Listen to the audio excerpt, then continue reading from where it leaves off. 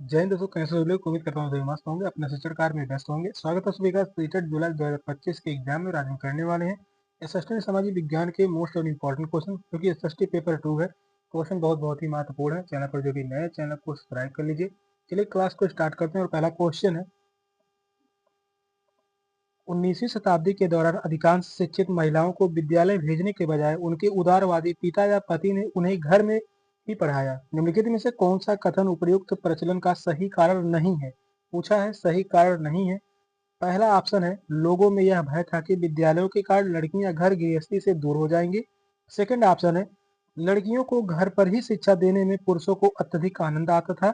लड़कियों को विद्यालयों तक जाने के लिए सार्वजनिक स्थलों से होकर जाना पड़ता था, जिससे उनकी सुरक्षा के प्रति चिंता बनी हुई थी। फोर्थ ऑप्शन कह रहा है, लोगों में यह भय था कि विद्यालयों की शिक्षा लड़कियों को उनके घरेलू कार्यों को पूरा करने से रोकेगी। कौन सा ऑप्शन करेक्ट है। यह क्वेश्चन जो है पेडागोजी से संबंधित क्वेश्चन है। क्वेश्चन बहुत ही महत्वपूर्ण है।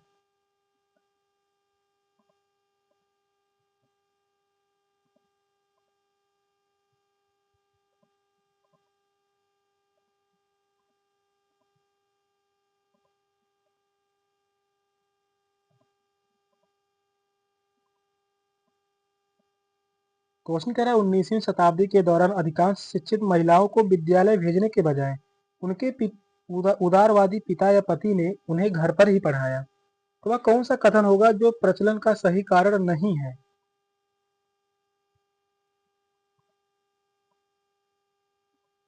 तो वह लड़कियों को घर पर ही शिक्षा देने में पुरुषों को अत्यधिक आनंद आता था।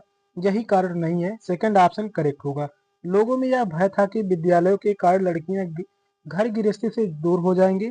यह बात सही है। और लड़कियों को विद्यालय तक जाने के लिए सार्वजनिक स्थलों से होकर जाना पड़ता था, जिससे उनकी सुरक्षा के प्रति चिंता बनी हुई थी। यह भी कारण सही है। और लोगों में यह भय था कि विद्यालयों की शिक्षा लड़कियों के उनके घरेलू कार्यों को पूरा करने से रोकेंगी। यह भी कारण सही होगा। इस क्वेश्चन का जो राइट आंसर होगा ऑप्शन बी, यही कारण नहीं है। नेक्स्ट क्वेश्चन है, खनन कार्य को प्राथमिक गतिविधि क्यों कहा जाता है। इसमें पृथ्वी के प्राकृतिक संसाधनों से उत्पादन किया जाता है। यह मानवीय क्रियाकलापों के आरंभिक रूपों में से एक है। यह सरकार को बड़ी मात्रा में धन उपलब्ध कराता है। यह श्रमिकों का सबसे बड़ा नियोक्ता है। कौन सा ऑप्शन करेक्ट है।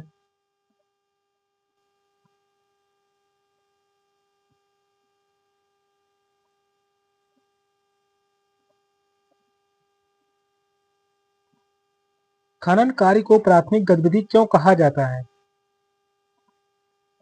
इसमें पृथ्वी के प्राकृतिक संसाधनों से उत्पादन किया जाता है। फर्स्ट ऑप्शन ही करेक्ट होगा। इसमें पृथ्वी के प्राकृतिक संसाधनों से ही उत्पादन किया जाता है। और खनन प्राथमिक गतिविधि है। खनन जो है यह प्राथमिक गतिविधि है। इसमें पृथ्वी के प्राकृतिक संसाधनों का उत्पादन किया जाता था। और खनिज आधारित उद्योग प्राथमिक उद्योग होते हैं। खनिज आधारित जो उद्योग होते हैं यह क्या कहलाते हैं, प्राथमिक उद्योग कहलाते हैं। और इन उद्योगों को द्वारा उत्पादित उत्पादों का प्रयोग उन उद्योगों के कच्चे माल के रूप में किया जाता है। फर्स्ट ऑप्शन करेक्ट है। नेक्स्ट क्वेश्चन है, निम्नलिखित में से कौन सा खनिज नहीं है। पूछा है वह कौन सा खनिज है जो नहीं है। पेंसिल में प्रयुक्त होने वाला ग्रेफाइट, भोजन पकाने में प्रयुक्त होने वाला नमक, आभूषणों में प्रयुक्त होने वाला सोना व चांदी, रोधन में प्रयुक्त होने वाला अभ्रक। कौन सा ऑप्शन करेक्ट है।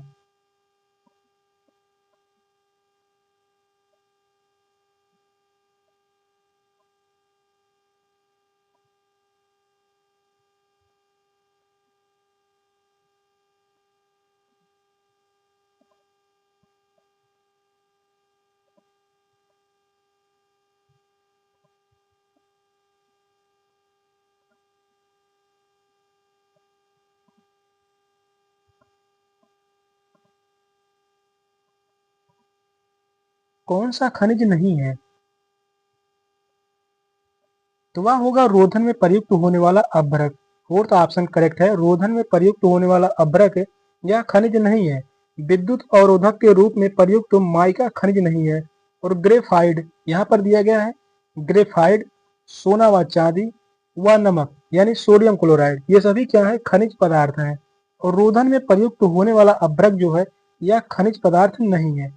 फोर्थ ऑप्शन करेक्ट है। नेक्स्ट क्वेश्चन है, स्वतंत्रता के पश्चात निम्नलिखित में से किस एक समस्या का सामना भारत को नहीं करना पड़ा।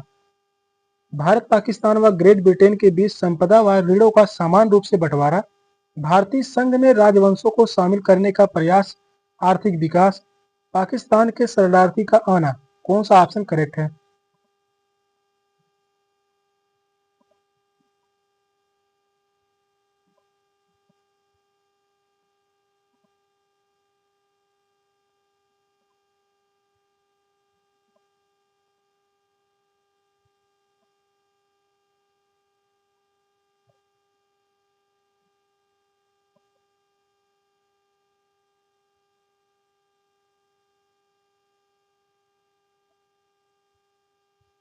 स्वतंत्रता के पश्चात निम्नलिखित में से किस एक समस्या का सामना भारत को नहीं करना पड़ा?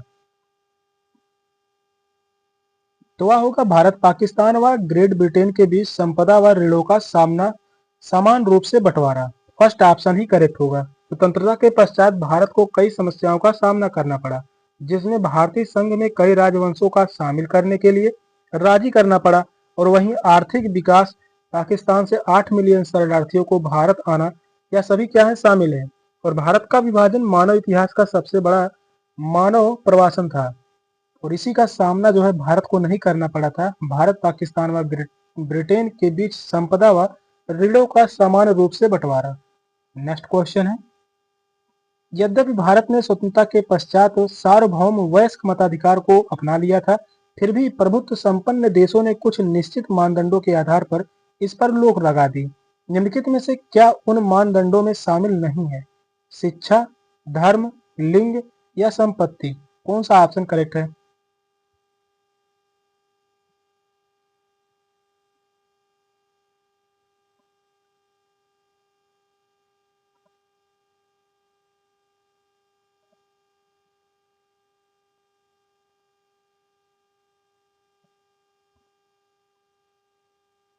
यद्यपि भारत ने स्वतंत्रता के पश्चात सार्वभौम वयस्क मताधिकार को अपना लिया था, फिर भी प्रभुत्व संपन्न देशों ने कुछ निश्चित मानदंडों के आधार पर इस पर रोक लगा दी। निम्नलिखित में से क्या उन मानदंडों में शामिल नहीं है? तो वह है धर्म। सेकंड ऑप्शन करेक्ट है, धर्म। कई संप्रभु देशों ने स्वतंत्रता के बाद भी अपने अपने देशों में वयस्क मताधिकार पर रोक लगा दी, जबकि इसका कोई धार्मिक मानदंड भी नहीं था और सार्वभौमिक मताधिकार मत देने के अधिकार से संबंधित है। सेकंड ऑप्शन करेक्ट है। नेक्स्ट क्वेश्चन है, निम्नलिखित में से कौन सा कथन मिश्रित अर्थव्यवस्था के सार को स्पष्ट करता है? आर्थिक विकास के उत्तरदायित्वों को राज्यों व केंद्र सरकार द्वारा वहन किया जाता है। सेकंड ऑप्शन है, रोजगार व उत्पादन की वृद्धि में सार्वजनिक व निजी क्षेत्र महत्वपूर्ण भूमिका निभाते हैं। थर्ड ऑप्शन है, निजी व सार्वजनिक सेक्टर में अर्थव्यवस्था के लाभों को समान रूप से बांटना। फोर्थ ऑप्शन कह रहा है, देश की अर्थव्यवस्था को नियंत्रित करने हेतु राज्य एवं केंद्र सरकार की सुनवाई होना। कौन सा ऑप्शन करेक्ट है?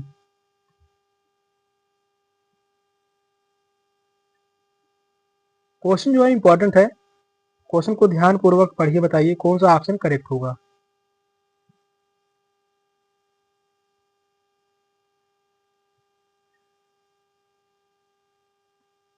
क्वेश्चन कह रहा है, कौन सा कथन मिश्रित अर्थव्यवस्था के सार को स्पष्ट करता है? तो वह है, रोजगार व उत्पादन की वृद्धि में सार्वजनिक व निजी क्षेत्र महत्वपूर्ण भूमिका निभाते हैं। सेकंड ऑप्शन करेक्ट है। एक मिश्रित अर्थव्यवस्था में सार्वजनिक एवं निजी उपक्रम दोनों ही उत्पादन बढ़ाने एवं रोजगार सृजन करने में महत्वपूर्ण भूमिका निभाते हैं, और मिश्रित अर्थव्यवस्था वह आर्थिक प्रणाली है जिसमें निजी एवं राजकीय उपक्रम सम्मिलित होते हैं। मिश्रित अर्थव्यवस्था में वह प्रणाली है जिसमें निजी एवं राजकीय उपक्रम सम्मिलित होते हैं। इसमें जो है राजकीय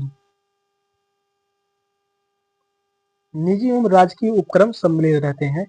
सेकंड ऑप्शन करेक्ट है। नेक्स्ट क्वेश्चन है, निम्नलिखित में से कौन सा कथन स्थल मंडल से संबंधित है? पृथ्वी का 97% जल स्थल मंडल में है। समुद्र सतह पर भू आकृतियां पाई जाती हैं। इस गोलार्ध में खनिज संपदा पाई जाती है। स्थल मंडल पहाड़, पठार व घाटियों से मिलकर बनता है। कौन सा ऑप्शन राइट है? क्वेश्चन जो है बहुत ही इंपॉर्टेंट है। यह क्वेश्चन 2011 में पूछा गया है सीट के एग्जाम में, और यही क्वेश्चन जो है पूछा था 2016 में भी।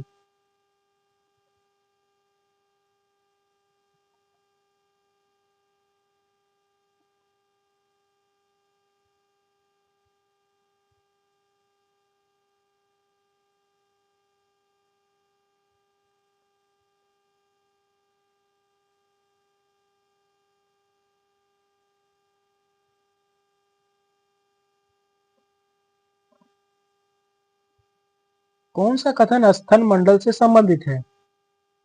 तो वह संबंधित है समुद्र सतह पर भू आकृतियां पाई जाती हैं। यह बात सही है, सेकंड ऑप्शन करेक्ट है। भूमि की सबसे बाहरी ठोस सतह को स्थल मंडल यानी लिथोस्फीयर कहा जाता है, जो विभिन्न चट्टानों व खनिजों से बनी होती है। लिथोस एक ग्रीक शब्द है जिसका अर्थ होता है चट्टान।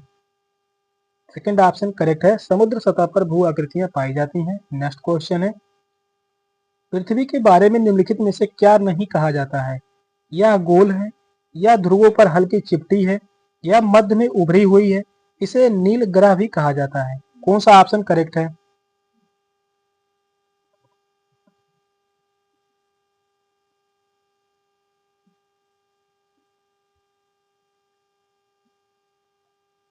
क्वेश्चन कह रहा है पृथ्वी के बारे में निम्नलिखित में से क्या नहीं कहा जा सकता? तो वह होगा यह गोल है। फर्स्ट ऑप्शन करेक्ट है, यह गोल है। पृथ्वी पूर्ण रूप से गोल नहीं है और यह ध्रुवों पर हल्की चपटी हुई है। यह बात सही है। तथा मध्य में उभरी हुई है, यह भी सही है। इसे नीला ग्रह भी कहा जाता है, यह भी सही है। और पृथ्वी सूर्य का तीसरा उपग्रह है। पृथ्वी जो है सूर्य का तीसरा उपग्रह है। तीसरा उपग्रह है। फर्स्ट ऑप्शन करेक्ट है, यह गोल है, यह नहीं कहा जा सकता। नेक्स्ट क्वेश्चन है, तालाबों व झीलों के शांत जल की अपेक्षा समुद्री जल निरंतर प्रवाहित होता रहता है। निम्नलिखित में से कौन सा जल का प्रभाव नहीं है? तरंगे, जलचक्र, ज्वारभाटा, धारा। कौन सा ऑप्शन राइट है?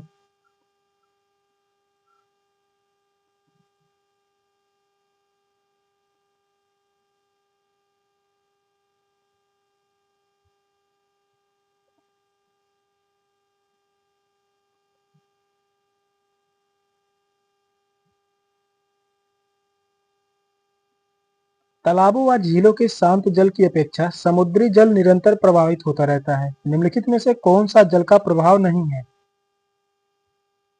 तो वह है जल चक्र। सेकंड ऑप्शन करेक्ट है, जल चक्र। जल चक्र जल की गतिशीलता का उदाहरण नहीं है और यह जल के वाष्पन तथा संघनन एवं वर्षा के रूप में अवक्षेपण का एक प्राकृतिक चक्र है और यह समुद्री जल के प्रभाव से संबंधित नहीं है। सेकंड ऑप्शन करेक्ट है। नेक्स्ट क्वेश्चन है, निम्नलिखित में से कौन सा उच्च ज्वार के कारण होने वाला लाभ नहीं है? यह मछली पकड़ने में मदद करता है, इसमें विद्युत ऊर्जा उत्पन्न होती है, पर्यटकों को लाने में या स्थानीय अर्थव्यवस्था में सहायक होते हैं, नव संचालन में आसानी होती है। कौन सा ऑप्शन करेक्ट है?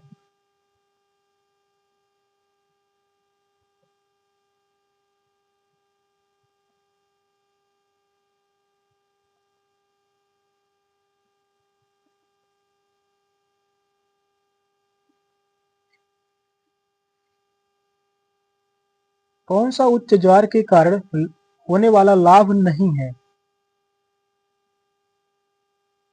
तो वह है पर्यटकों को लाने में या स्थानीय अर्थव्यवस्था में सहायक होते हैं। यह जो है लाभ नहीं है। उच्च ज्वार के कारण होने वाला लाभ जो नहीं है, पर्यटकों को लाने में या स्थानीय अर्थव्यवस्था में सहायक होते हैं, यह बात गलत है। ज्वार भाटा मछली पकड़ने, यहाँ पर दिया गया है मछली पकड़ने और विद्युत ऊर्जा उत्पन्न करने एवं नौ परिवहन में सहायता होते हैं। ये सभी में क्या होते हैं? या सहायक होते हैं यानी लाभ देते हैं। और ज्वार भाटा में पानी अपने उच्चतम स्तर पर होता है। थर्ड ऑप्शन करेक्ट है। नेक्स्ट क्वेश्चन है, 19वीं सदी के दौरान अधिकांश व्यक्ति यह सोचते थे कि शिक्षा में स्त्रियां बिगड़ जाएंगी। उपर्युक्त कथन में बिगड़ शब्द का प्रयोग निम्नलिखित कथनों में से किस संदर्भ के लिए किया गया है? महिलाएं पुरुषों की तुलना में अधिक बिगड़ी थीं, यह उन्हें अधिक धन अर्जित करने के लिए प्रेरित करेगा। शिक्षा के कारण उन्हें जो शक्ति मिलती है उसके कारण ने अपनी पारंपरिक भूमिकाओं से दूर हो जाती हैं और वे अपवित्र हो जाएंगी। कौन सा ऑप्शन करेक्ट है? क्वेश्चन जो है बहुत ही महत्वपूर्ण है। यह क्वेश्चन जो है 2012 में यह क्वेश्चन पूछा गया है और यही क्वेश्चन जो है 2019 में भी क्वेश्चन पूछा गया था। क्वेश्चन बहुत ही महत्वपूर्ण है। क्वेश्चन लंबा भी है तो ध्यानपूर्वक पढ़िए, बताइए कौन सा ऑप्शन करेक्ट है।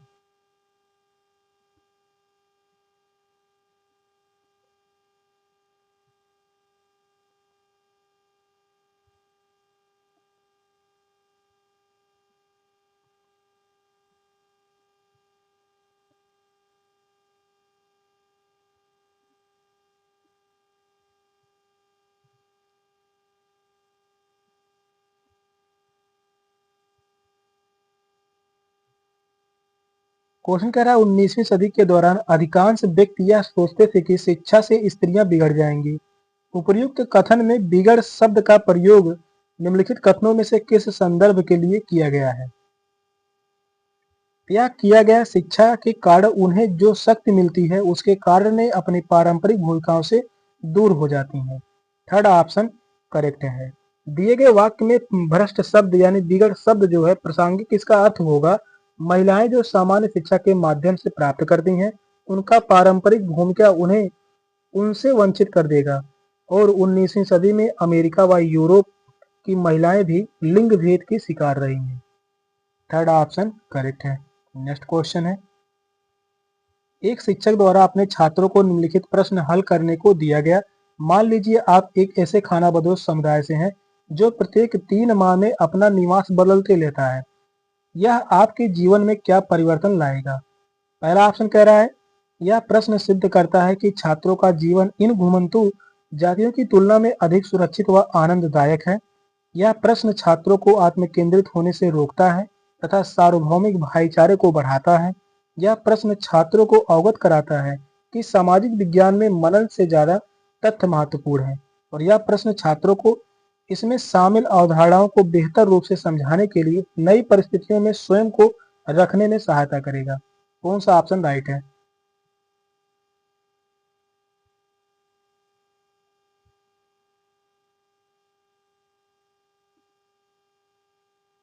क्वेश्चन जो है लंबा है तो क्वेश्चन को ध्यानपूर्वक पढ़िए, बताइए कौन सा ऑप्शन करेक्ट होगा।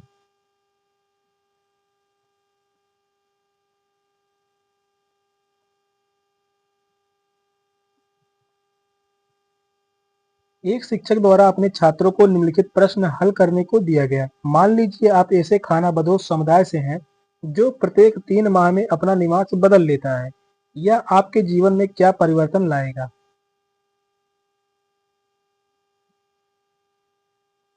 यह प्रश्न छात्रों को इसमें शामिल अवधारणाओं को बेहतर रूप से समझाने के लिए नई परिस्थितियों में स्वयं को रखने में सहायता करेगा। फोर्थ ऑप्शन करेक्ट है। अवधारणाओं को अच्छी तरह समझने के लिए छात्रों को संबंधित स्थिति की कल्पना करने का अभ्यास करना चाहिए और वे अवधारणा को नए सिरे से समझ सकेंगे। शिक्षक को इस तरीके का प्रोत्साहन उनके बीच करना चाहिए। फोर्थ ऑप्शन करेक्ट है। नेक्स्ट क्वेश्चन है सामाजिक विज्ञान के शिक्षण अधिगम में भाषा की सार्थकता पर अत्यधिक बल नहीं दिया जाता। निम्नलिखित में से कौन सा कथन उपयुक्त विचार को प्रदर्शित नहीं करता है?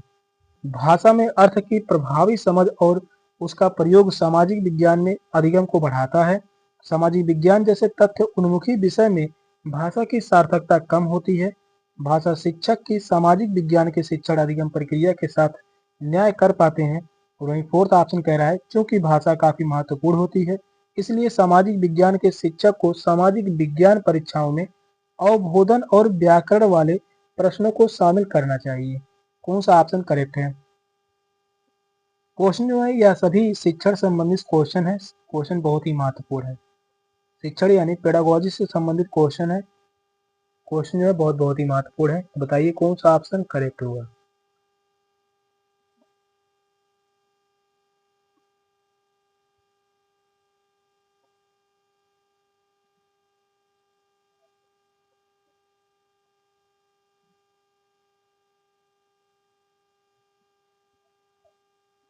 इस क्वेश्चन का जो राइट आंसर होगा ऑप्शन सी, भाषा शिक्षक ही सामाजिक विज्ञान के शिक्षण अधिगम प्रक्रिया के साथ न्याय कर पाते हैं। थर्ड ऑप्शन करेक्ट है। यह तर्क संगत कथन नहीं है कि सिर्फ एक भाषा शिक्षण ही सामाजिक विज्ञान के शिक्षण अधिगम प्रक्रिया के प्रति न्याय कर पाते हैं। यद्यपि भाषा सभी विषयों के शिक्षण के लिए महत्वपूर्ण होती है। थर्ड ऑप्शन करेक्ट है। नेक्स्ट क्वेश्चन है सामाजिक विज्ञान के बारे में निम्नलिखित में से कौन सा कथन असत्य है? सामाजिक विज्ञान में समाज के विविध विषय जैसे ऐतिहासिक, भौगोलिक, आर्थिक व राजनीतिक आयामों से लेकर समाज के विविध सरोकार शामिल होते हैं। सेकंड ऑप्शन है सामाजिक विज्ञान द्वारा स्वतंत्रता के प्रति सम्मान आदि मानवीय मूल्यों का निर्माण एवं विस्तार होता है। सामाजिक विज्ञान लोगों के व्यवहार से संबंधित होता है परंतु इसका परीक्षण वैज्ञानिक नहीं है। फोर्थ ऑप्शन है सामाजिक विज्ञान विश्लेषणात्मक व रचनात्मक सोच पर आधारित होता है। कौन सा ऑप्शन राइट है? क्वेश्चन यहाँ पर कह रहा है सामाजिक विज्ञान के बारे में असत्य कथन पूछा है।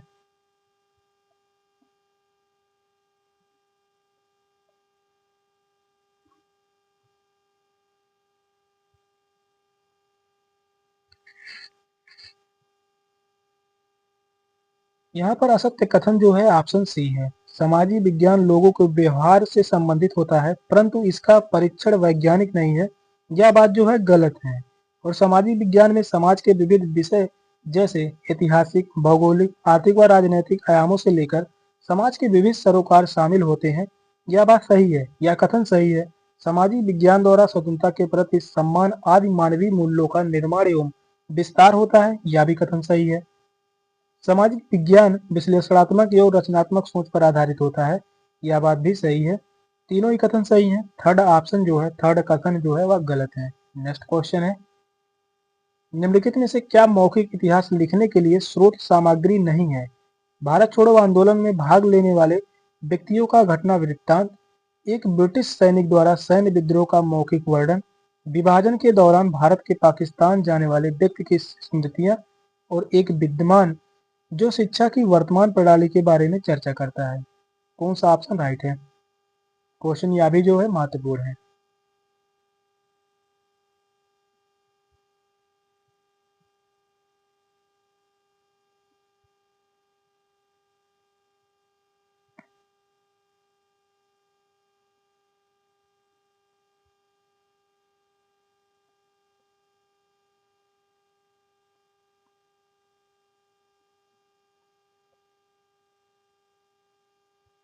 निम्नलिखित में से क्या मौखिक इतिहास लिखने के लिए स्रोत सामग्री नहीं है? तो वह एक विद्यमान जो शिक्षा की वर्तमान प्रणाली के बारे में चर्चा करता है। फोर्थ ऑप्शन करेक्ट है। विद्यमान वर्तमान शिक्षा प्रणाली के बारे में चर्चा के दौरान यह तर्क देते हैं कि यह मौखिक इतिहास लिखने के लिए स्रोत नहीं है। वे व्यक्ति जो भूतकाल में अपने अनुभवों को व्यक्त करते हैं, वे ही मौखिक इतिहास लिखने के स्रोत माने जाते हैं। फोर्थ ऑप्शन करेक्ट है।